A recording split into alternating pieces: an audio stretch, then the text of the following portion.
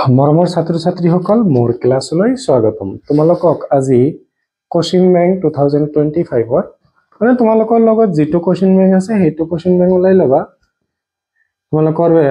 ইতিহাসৰ chapter 3 অহমত British বিৰোধী জন জাগৰণ আৰু কৃষক বিদ্ৰোহ, ঠিক আছে। তোমালোকৰ ইতিহাসৰ চেপ্টাৰ 3 আজি এমসিকিউ আৰু তোমালোকৰ 1 নম্বৰৰ যিবিলাক প্ৰশ্ন আছে সেইবিলাক মই আজি কৰি দিম। তোমালোকে কি কোশ্চিন বেংকটো ওলাই লবা আৰু যিহতৰ নাই তোমালোকে ভিডিও ৰখাই কোশ্চিন আৰু অপচন গোটেইখিনি লিখি লবা, ঠিক আছে। প্ৰথম কোশ্চিনটোত তোমালোকক দিয়া আছে যে মনিৰাম দেৱানৰ লগত আৰু কাক ফাঁসি দিয়া হৈছিল। কোশ্চিনটো ভেৰি ইম্পৰ্টেন্ট। তোমালোকে জানা এটা এনসাৰ হ'ব কোনটো, বি অপশনটো পিএলি বৰুৱা। আৰু কোত ফাঁসি দিয়া হৈছিল? ফাঁসি দিয়া হৈছিল তোমালোকৰ যোৰহাটত, ঠিক আছে। তলৰ কোনটো চনত ব্ৰিটিছ সকলে অসমত দাস প্ৰথাৰ বিলুপ্তি ঘটাইছিল? কেতিয়া কৰিছিল? তোমালোকৰ 1843, ঠিক আছে। নেক্সট কোশ্চিনটো হল মনিৰাম দেৱানৰ লগত আৰু কাক ফাঁসি দিয়া হৈছিল। এই একেটা প্ৰশ্নই ঘূৰাই পকাই দিছে। তোমালোকৰ 20ত আহিছিল কোশ্চিনটো। নেক্সট অসমীয়া কৃষকৰ পৰা ভূমি খাজনা বৃদ্ধি নিৰ্ধাৰণৰ বিৰুদ্ধে কোনে মটক মিছলক আৰ্জি লিখিছিল? ঠিক আছে, মটক মিছলক কোনে আৰ্জি লিখিছিল? মহাত্মা গান্ধীয়ে। আৰু মটক মিছল কোন আছিল? মটক মিছল আছিল কলিকতাৰ মানে কোৰ্টৰ জজ আছিল, ঠিক আছে। নেক্সট কোশ্চিনটো কোশ্চিন 5ত দিয়া আছে 1861 চনত জয়ন্তীয় বিদ্ৰোহৰ নেতৃত্ব কৰিছিল উকিয়াং নাংবা, ঠিক আছে। আৰু টিকেন্দ্ৰজিত তোমালোকৰ মণিপুৰৰ বিদ্ৰোহ কৰিছিল। আৰু সম্বোধন এটো কছাৰী লিখা আছে, এটো একচুয়ালি কছাৰী নহব, এটো হ'ব ফংলছৰ, এটো হ'ব তোমালোকৰ উত্তৰ কাছাৰৰ বিদ্ৰোহ কৰিছিল। নেক্সট প্ৰশ্নটো 1861 চনত সংঘটিত কৃষক বিদ্ৰোহটো হল তোমালোকৰ ফুলগুৰি ধাবা। এটো কৰ ধাবা? ফুলগুৰি ধাবা। ৰংগিয়া কৃষক বিদ্ৰোহ কেতিয়া হৈছিল? তোমালোকৰ ৰংগিয়াৰ বিদ্ৰোহটো 1893 হৈছিল, ঠিক আছে। লাচিমাৰ কৃষক বিদ্ৰোহ আৰু পথৰুৱা ঘাটৰ বিদ্ৰোহটো এটো 1894। এই দুয়োটাই একেটা চনত আৰু এটো হৈছিল তোমালোকৰ 1861। প্ৰথমতে ফুলগুৰি ধাবাটো হৈছিল, ঠিক আছে। নেক্সট প্ৰশ্নটো চাবা 1881 চনত কাছাৰৰ জনজাতীয় বিদ্ৰোহৰ নেতৃত্ব কোনে কৰিছিল? কাছাৰৰ এটো কৰিছিল তোমালোকৰ বীৰ টিকেন্দ্ৰজিতে। নেক্সট কোশ্চিনটো চাবা 1881 চনত উত্তৰ কাছাৰৰ জনজাতীয় বিদ্ৰোহৰ নেতৃত্ব কৰিছিল। কোশ্চিনটো 2024ত আহিছে। এটো অপশন হ'ব ৰজা কুলচন্দ্ৰই, ঠিক আছে। কোন চনত অসমত দাস প্ৰথা বিলুপ্ত হৈছিল? তোমালোকৰ 1843, ঠিক আছে। 2016 আহিছে। ফুলগুৰি ধাবা বিদ্ৰোহত ৰাইজৰ হাতত নিহত হোৱা ইংৰাজৰ বিষয়াজনৰ নাম কি আছিল?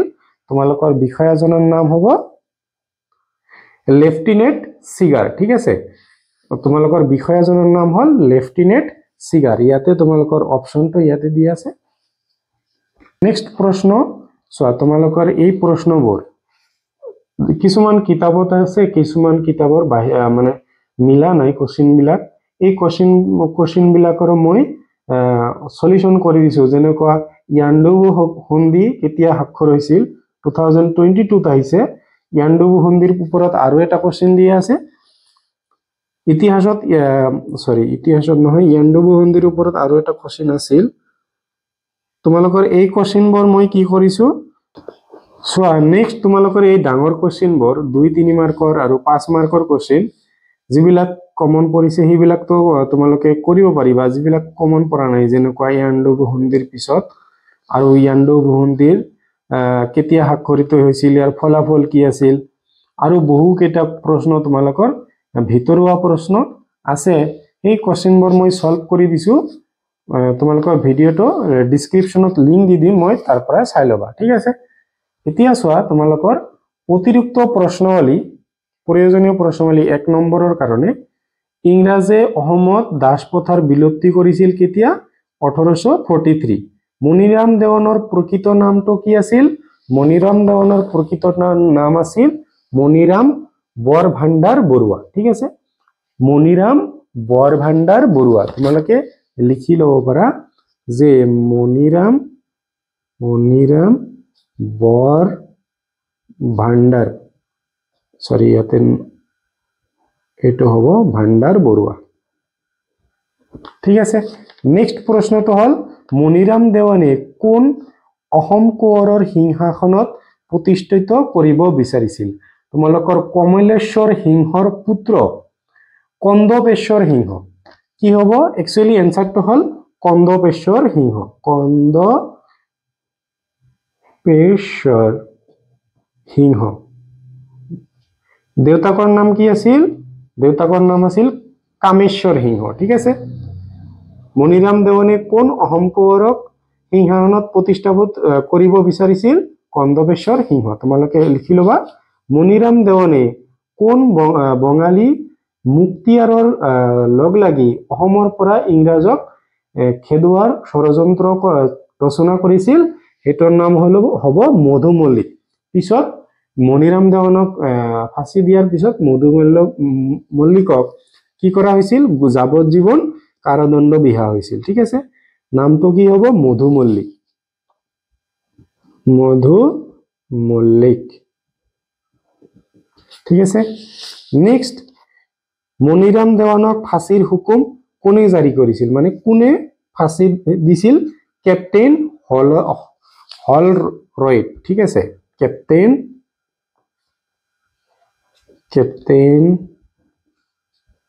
হলৰয়েড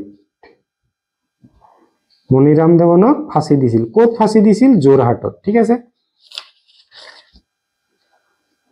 তাৰ পিছত কন্দপেশ্বৰ সিংহক গ্ৰেপ্তাৰ কৰি কোৰ জেলত ৰখা হৈছিল মনিৰাম দেৱানৰ লগত একেলগে ৰখা হৈছিল ক'ত আলিপুৰত কন্দপেশ্বৰ সিংহক আলিপুৰত ৰখা হৈছিল আৰু মনিৰাম দেৱানক আলিপুৰত ৰখা হৈছিল আলিপুৰটো এতিয়া ওয়েস্ট বেংগলত পৰে ঠিক আছে তো যিহতে কোকৰাঝাৰ এইটো সাইডত বাসুগাঁও এই সাইডত ইহতৰ ওচৰতে পৰে ঠিক আছে বাহাদুৰ গাঁওবুঢ়া আৰু শেখ ফৰমুদ আলী কি শাস্তি বিহা হৈছিল ইহতক যাৱজ্জীৱন কাৰাদণ্ড দিয়া হৈছিল এই যে তোমালোকক নাম কলো যে মধু মল্লিক আৰু বহু কেইজন নেতা আছে সেইবিলাকক যাৱজ্জীৱন কাৰাদণ্ড বিহা হৈছিল মনিৰাম দেৱানক ইংৰাজে কি পদত নিযুক্তি দিছিল এই পদটো হল তোমালোকৰ চিৰস্তাদাৰ তাৰ মানে টেক্স কালেক্টৰ বা হিসাব ৰখা আজিকালি যদি কোৱা টেক্স ইনস্পেক্টৰ বুলি ক'ব লাগিব ইস্তাদাৰ বা কি হ'ব ৰাজহ হিসাব ৰখা ৰাজহৰ হিসাব ৰখা বা টেক্স ইনস্পেক্টৰ ঠিক আছে চিৰস্তাদাৰ বা ৰাজহ হিসাব ৰখা মনিৰাম দেৱানক মানে ইংৰাজে এটো দিয়া হৈছিল ঠিক আছে কন্দপেশ্বৰ সিংহৰ পিতৃৰ নাম অলপ আগতে কলো কামেশ্বৰ সিংহ কন্দপেশ্বৰ সিংহৰ পিতৃৰ নাম কি হ'ব কামেশ্বৰ সিংহ নেক্সট প্ৰশ্নটো তোমালোকক কোৱা হৈছে যে 1853 চনত কলিকতাত উচ্চ ন্যায়ালয়ৰ মুখ্য ন্যায়াধীশ কোন আছিল মুখ্য ন্যায়াধীশ বা তোমালোকৰ কি আছিল জজ বুলি ক'ব পাৰা জজটো কোন আছিল তোমালোকৰ মফট মিছল তোমালোকে মফট মিছল এটো এটা ইম্পৰ্টেন্ট কোৱেশ্চন ঠিক আছে কোৱেশ্চনটো এনসাৰটো কি হ'ব মফট মিছল ঠিক আছে নেক্সট মনিৰাম দেৱান আৰু পিয়লি বৰাক কেতিয়া আৰু ক'ত ফাঁসি দিয়া হৈছিল মনিৰাম দেৱানক তোমালোকৰ 1858 চনৰ 26 ফেব্ৰুৱাৰীত ক'ত যোৰহাটত হ'ব 1858 চনৰ 26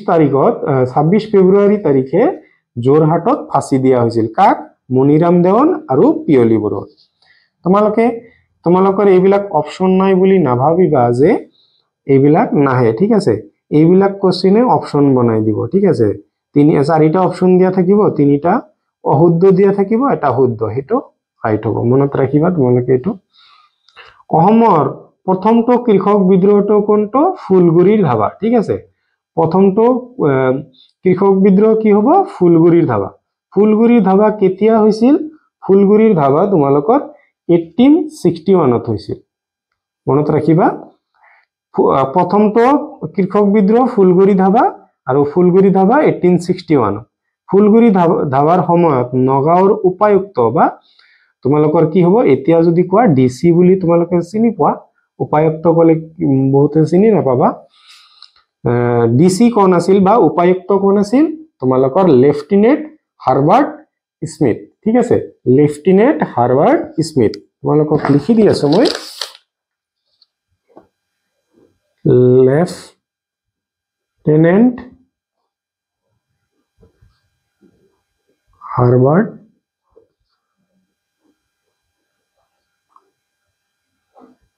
ঠিক আছে নেক্সট প্ৰশ্নটো হ'ব ফুলগুৰি ধাবাত কোনে সিঙ্গাৰ সাহাবক কোবাই মাটিত বগৰাইছে এটো হ'ব একচুয়ালি কৃষক বা কৃষকে মাটিত বগৰাই দিছিল একচুয়ালি ইয়াতে তোমালোকৰ স্পেশালি কোনো এজন ব্যক্তিৰ নাম দিয়া নাই কিন্তু এই ঘটনাৰ ফলত তোমালোকৰ লক্ষণ ডেকা চংবৰা লাংমু আৰু কি আছিল চংবৰ লাংমু আৰু ৰংবৰক কি কৰি আহিছিল ফাঁসি দিয়া হৈছিল তেনেহলে এই তিনিজনৰ মাজত কোনোবা এজন আছিল ঠিক আছে এক্স্যাক্টলি কোনো এজন ব্যক্তিৰ নাম আমি কিতাবৰ পৰা বা হিষ্ট্ৰীৰ পৰা বিচাৰি নাপাম একচুয়ালি আনসাৰটো হ'ব কৃষক যদি কৃষকৰ বাহিৰে তোমালোকৰ বেলেগ অপচন দিয়া থাকে তেতিয়া দিয়া থাকিব হলে লক্ষণ ডেকা নহলে চংবৰ লাংমু নহলে ৰংবৰ ঠিক আছে এই তিনিটা মই নাম লিখি দি আছো লক্ষণ ডেকা ঠিক আছে লক্ষণ ডেকা চংবৰ লাংমু আৰু এজনৰ নাম হল তোমালোকৰ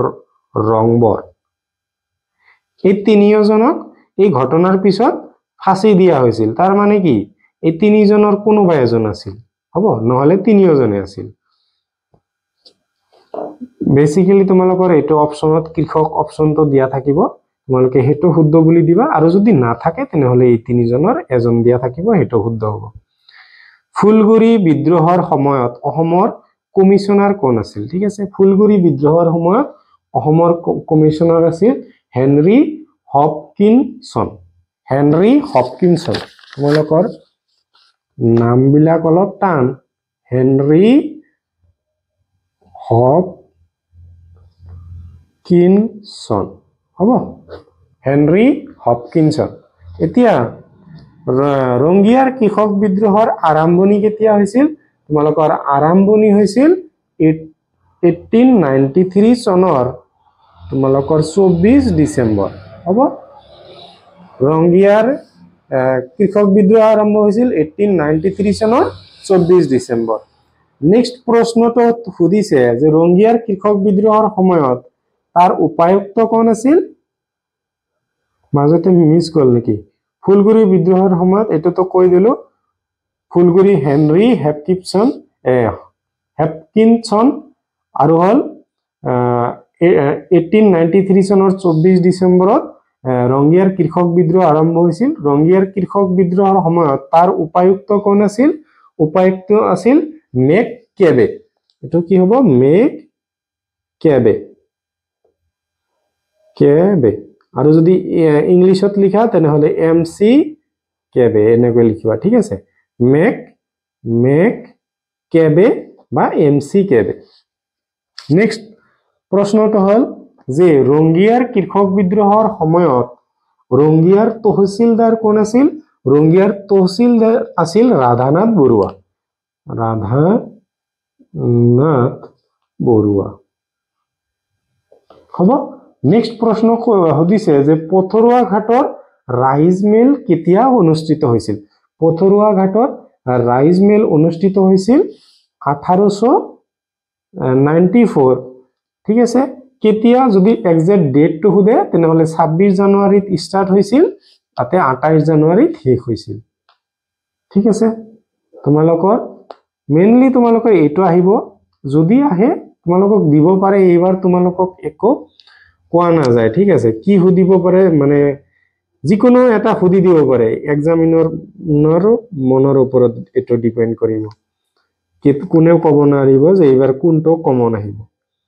1894 চনত তোমালোকৰ 26 জানুৱাৰীৰ পৰা 28 জানুৱাৰী 3 দিন লৈকে তাতে মিটিং হৈছিল এটা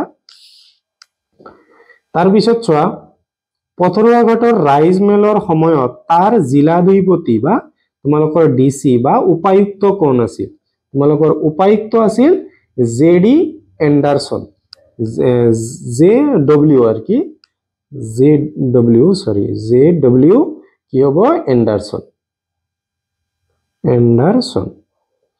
পথৰুৱাঘাটৰ বিদ্ৰোহৰ বিচাৰ কোনে কৰিছিল পথৰুৱাঘাটৰ বিচাৰ কৰিছিল মঙ্গলদৈৰ মহকুমাধিপতি মানে মঙ্গলদৈৰ যিজন মহকুমাৰ অধিপতি আছিল নাম আছিল কি ৰেনসন সাহাব ঠিক আছে মঙ্গলদৈৰ কি আছিল ৰেনসন কোন আছিল মঙ্গলদৈৰ মহকুমাধিপতি নেক্সট কোশ্চেনটো হল তোমালোকৰ পথৰুৱাঘাটৰ বিদ্ৰোহৰ কাহিনী দলি পুৰাণ নামে কোনে ৰচনা কৰিছিল পথৰুৱাঘাটৰ বিদ্ৰোহৰ কাহিনী লিখা হৈছিল কি কিতাপটোৰ কাহিনী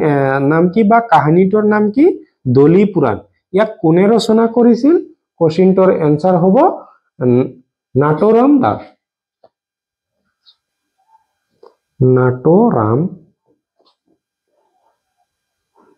দাস ঠিক আছে নাটোৰাম দাস নেক্সট প্ৰশ্নটো 1835 চনত জয়ন্তীয়া ৰাজ্য কাৰ হাতৰ পৰা ইংৰাজৰ হাতলৈ গৈছিল এটো হ'ব তোমালোকৰ জয়ন্তীয়া ৰজা ৰাজেন্দ্ৰ সিং জয়ন্তীয়া ৰজা ৰাজেন্দ্ৰ সিংহ ঠিক আছে কাৰ সৰি উল্টা হল এটোহে হ'ব ৰাজেন্দ্ৰ সিংহ সৰি জয়ন্তীয়া ৰাজ্য ৰাজেন্দ্ৰ সিংহৰ হাতৰ পৰা ইংৰাজলৈ গৈছিল কাৰ নেতৃত্বত জয়ন্তীয়াসকলে ইংৰাজৰ বিৰুদ্ধে বিদ্ৰোহ কৰিছিল এটো এনসাৰ হ'ব তোমালোকৰ উকিয়াং নবা ঠিক আছে এটো কি হ'ব তোমালোকৰ এনসাৰটো হ'ব কাৰ নেতৃত্বত এটো হ'ব উকিয়াং নবা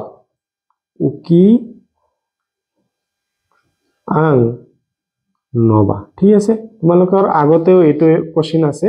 উকিয়াং নবা জয়ন্তীয়াসকলে কেতিয়া জয়িত থকা ব্ৰিটিছ ছাউনীত আক্ৰমণ কৰে কেতিয়া 1862 তোমালোকৰ 17 জানুৱাৰী তাৰিখে ঠিক আছে 1862 মেন এটো মনত ৰাখিবা তাৰিখটো ইমান মনত নাৰাখিলেও হ'ব তোমালোকৰ চনটো মনত ৰাখিবা উত্তৰ কাছাৰ কাৰ নেতৃত্বত ইংৰাজৰ বিৰুদ্ধে বিদ্ৰোহ হৈছিল উত্তৰ কাছাৰত তোমালোকৰ শম্ভুধন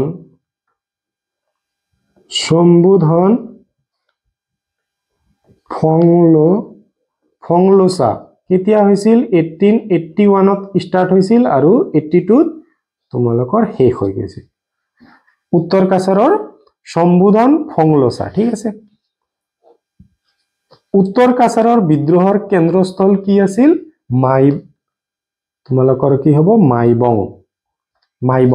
ইয়াতে লিখি দিছো মই মাইবং হ'ব কেন্দ্ৰস্থলী কি আছিল মাইবং এটো ইম্পৰ্টেন্ট মনত ৰাখিবা নেক্সট নগাসকলে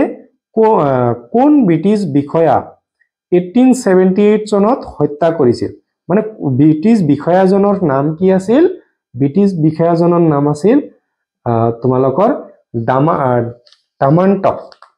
তোমালোকৰ কি হ'ব ডামান্টক ঠিক আছে কিমান চনত কৰিছিল 1878 ত আৰু অকল ডামান্টকক মৰা নাছিল তাৰ যিজন নিৰাপত্তাৰক্ষী বা বডিগাৰ্ড যিজন আছিল তাকো মাৰিছিল ডামান্টকক কেতিয়া মাৰিছিল 1878 নেক্সট প্ৰশ্ন হল কোন ব্ৰিটিছ বিষয়া অংগামী নগাসকলৰ বিদ্ৰোহ দমন কৰিছিল এটো কি হ'ব কৰ্নেল ডনস্টন তোমালোকৰ কৰ্নেল ডনস্টন হ'ব নেক্সট মণিপুৰত ইংৰাজৰ বিৰুদ্ধে বিদ্ৰোহ কৰাত মুখ্য নায়কজন কোন আছিল মুখ্য নায়কজন আছিল টিকেন্দ্ৰজিৎ টিকেন্দ্ৰজিৎ ঠিক আছে নেক্সট প্ৰশ্নটো হল ব্ৰিটিছ শাসন প্ৰতিষ্ঠা হোৱাৰ পিছত অসমৰ ৰাজহ সংগ্ৰহৰ পদ্ধতিৰ কি পৰিৱৰ্তন হৈছিল আগতে কৰকাটৰ বল মানে বস্তু দি লোৱা হৈছিল পিছত কি কৰিছিল টকা পইচা ঠিক আছে টকা পইচা বা মুদ্ৰা টকা বা মুদ্ৰাৰে লোৱা হৈছিল নেক্সট কোন চনত মফত মিছল অসমলৈ আছিল মফত মিছল কোন আছিল কলিকতাৰ উচ্চ ন্যায়ালয়ৰ মুখ্য ন্যায়াধীশ আছিল তোমালোকৰ আহিছিল 1853 চনত ঠিক আছে নেক্সট কোশ্চেন হল কেঞ্জাসকল কোন আছিল কেঞ্জাসকল আছিল মাৰৱাৰী সকল যিসকল অসমত মানে স্থায়ী বাসিন্দা হিচাপে থাকিছিল ঠিক আছে স্থায়ীভাৱে থাকিছিল মানে মাৰৱাৰী সকল স্থায়ীভাৱে থাকিছিল ঠিক আছে অসমত 1857 চনৰ বিদ্ৰোহৰ নেতৃত্ব কোনে দিছিল বিদ্ৰোহৰ নেতৃত্ব মণিৰাম দেৱান ঠিক আছে 1857 চনত বিদ্ৰোহৰ অসমৰ বিদ্ৰোহীসকলে কোন অসম ৰাজকোঁৱৰক পুনৰাই অসম সিংহাসনত বহুৱাব খুজিছিল এইটো হল তোমালোকৰ কন্দপেশ্বৰ সিংহক বহুৱাব খুজিছিল লিখি নিদিলো এইটো মণিৰাম দেৱান এইটো হল তোমালোকৰ কন্দপেশ্বৰ সিংহ আৰু কেঞ্জাসকল কোন আছিল মাৰৱাৰী সকল ঠিক আছে টিকেন্দ্ৰজিতক কোনে মৃত্যুদণ্ডৰ দণ্ডিত কৰিছিল টিকেন্দ্ৰজিতক কোনে মৃত্যুদণ্ড দণ্ডিত কৰিছিল জন মাইকেল ঠিক আছে তোমালোকৰ টিকেন্দ্ৰজিতক ফাঁসী কোনে দিছিল জন মাইকেল আৰু কিয় দিয়া হৈছিল টিকেন্দ্ৰজিতক ফাঁসী কাৰণ JW কুইন্টনক হত্যা কৰিছিল আৰু তেওঁৰ লগত অহা আৰু কেইজন ব্ৰিটিছৰ কি হ'ব অফিচাৰ আছিল হিয়তক হত্যা কৰা হৈছিল জন মাইকেলে তেওঁ ফাঁসীৰ হুকুম দিছিল কিয় দিছিল কাৰণ JW কুইন্টনক হত্যা কৰিছিল মণিৰাম দেৱানৰ লগত আৰু কোন ফাঁসী কাটত ওলমি লগা হৈছিল মানে আৰু কাক ফাঁসী দিয়া হৈছিল সেইটো তোমালোকে জানা পিয়লি বৰুৱা ঠিক আছে নেক্সট প্ৰশ্নটো তোমালোকৰ খুদিছে যে JW কুইন্টনক কোনে হত্যা কৰিছিল কিমান চনত হত্যা কৰিছিল তোমালোকৰ কি হ'ব 1891 24 মাৰ্চ কোনে কৰিছিল টিকেন্দ্ৰজিৎ আৰু কি হ'ব সংগ্ৰামী নেতাসকল ঠিক আছে টিকেন্দ্ৰজিৎ অকলে নাছিল আৰু নেতা আছিল তাৰ পিছত অসমৰ ইমান চনৰ বিদ্ৰোহৰ বিফলিতৰ দুটা কাৰণ চোৱা 1 মাৰ্কৰ কাৰণে আহিছে সেই কাৰণে আমি সৰু কাৰণ লিখিব লাগিব কাৰণ দুটা কি লিখিবা যে তোমালোকৰ বিদ্ৰোহৰ সময় জ্ঞান নাছিল বিদ্ৰোহীসকলৰ এনেকৈ লিখিবা যে বিদ্ৰোহীৰ মাজত সময় জ্ঞান নাছিল আৰু প্ৰয়োজনীয় অস্ত্ৰ নাছিল হ'ব কোন চনত টিকট কৰ আৰু আয়কৰ প্ৰৱৰ্তন কৰা হৈছিল মানে কিমান চনত কৰ প্ৰৱৰ্তন কৰা হৈছিল মানে টিকট কৰ মানে কি ইয়াতে কি বুজাইছে তোমালোকৰ পইচা দি মানে মুদ্ৰাৰে কি হ'ব মুদ্ৰা কৰ প্ৰৱৰ্তন কৰা হৈছিল তোমাৰ 1860 চনত 24 জুলাই ঠিক আছে তোমালোকৰ চনটো মনত ৰাখিবা ডেটটো ইমান ইম্পৰ্টেন্ট নহয় ব্ৰিটিছৰ দিনত অসমৰ কৃষকৰ দুৰৱস্থাৰ দুটা কাৰণ কি কাৰণত হৈছিল তেখেতে মানে কি অসমৰ কি আবহাওয়া বা প্ৰতিকূল হোৱাৰ পিছতো তেখেতসকলে মানে কৃষকৰ ওপৰত কোনো ব্যৱস্থা লোৱা নাছিল আৰু 2 নম্বৰ কাৰণটো হ'ব যে অতিৰিক্ত কৰ বহোৱা হৈছিল সেই কাৰণে অসমৰ কৃষকৰ দুৰৱস্থা হৈছিল লেফটেনেণ্ট সিগাৰ কোন আছিল লেফটেনেণ্ট সিগাৰ আছিল তোমালোকৰ ইয়াতে তোমালোকৰ কি আছে এই যে ইয়াতে চাবা ফুলগুৰি ধাবা বিদ্ৰোহৰ ৰাইজৰ হাতত নিহত হোৱা ইংৰাজৰ বিষয়া ঠিক আছে লেফটেনেণ্ট সিগাৰ কোন আছিল তেনেহলে ফুলগুৰি ধাবাত যিজনে নিহত হৈছিল নেক্সট কোশ্চেনটো হল লাচিম ক'ত অৱস্থিত লাচিমটো তোমালোকৰ বৰপেটা ডিস্ট্ৰিক্টৰ স্বাৰ্থবৰ নামৰ ঠাইত অৱস্থিত এতিয়া যেটো বৰপেটা ডিস্ট্ৰিক্ট আছে তাৰে স্বাৰ্থবৰ ঠাইত অৱস্থিত তোমালোকে বৰপেটাৰ পৰা যিবিলাকে চাই আছা কোনোবাই যদি গৈছা তাতে কমেন্টত জনাবা লাচিমাৰ কৃষক বিদ্ৰোহ কেতিয়া সংঘটিত হৈছিল লাচিমাৰ কৃষক বিদ্ৰোহটো 1894 তোমালোকৰ 1894 লাচিমাৰ কৃষক বিদ্ৰোহটো কেতিয়া হৈছিল 1894 21 জানুৱাৰী তোমালোকৰ 1894 চনটো মনত ৰাখিবা এটো ইমান ইম্পৰ্টেন্ট নহয় পথৰুৱাঘাট কৃষক বিদ্ৰোহ কেতিয়া হৈছিল তোমালোকৰ হৈছিল 1994 আৰু তোমালোকৰ নেক্সট কোশ্চেন সুধিছে যে 1861 চনত জয়ন্তীয়া বিদ্ৰোহৰ নেতৃত্ব কোনে দিছিল উকিয়াং নবা ঠিক আছে বা উকিয়াং নব তাৰ পিছত সুধিছে 1881 চনত উত্তৰ কাছাৰত জনজাতীয় বিদ্ৰোহৰ নেতৃত্ব কোনে দিছিল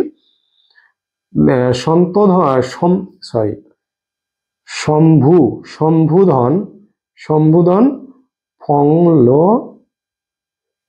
ঠিক আছে শম্ভুধন ফংলোচাৰ হ'ব এইখিনিতে তোমালোকৰ 1 মাৰ্কৰ কোশ্চেনখিনি কমপ্লিট হল তোমালোকে জনাবা যদি আৰু এই যে অতিৰিক্ত প্ৰশ্নবোৰৰ যদি উত্তৰ লাগে মই কৰি দিম তোমালোকে কমেন্টত জনাবা ভিডিওটো চাই ভাল পালে নিজৰ সমনীয়াৰ সৈতে শেয়াৰ কৰি দিবা চেনেলটোক যদি নতুন আহিছা চেনেলটো সাবস্ক্ৰাইব কৰি যাবা আৰু তোমালোকৰ যদি এইটো পাৰ্টৰ যদি মানে কি এই ডাঙৰ কোশ্চেনৰ ভিডিওবোৰ চোৱা নাই মই ডেসক্ৰিপচনত লিংক দিম তাৰ পৰা চাই লবা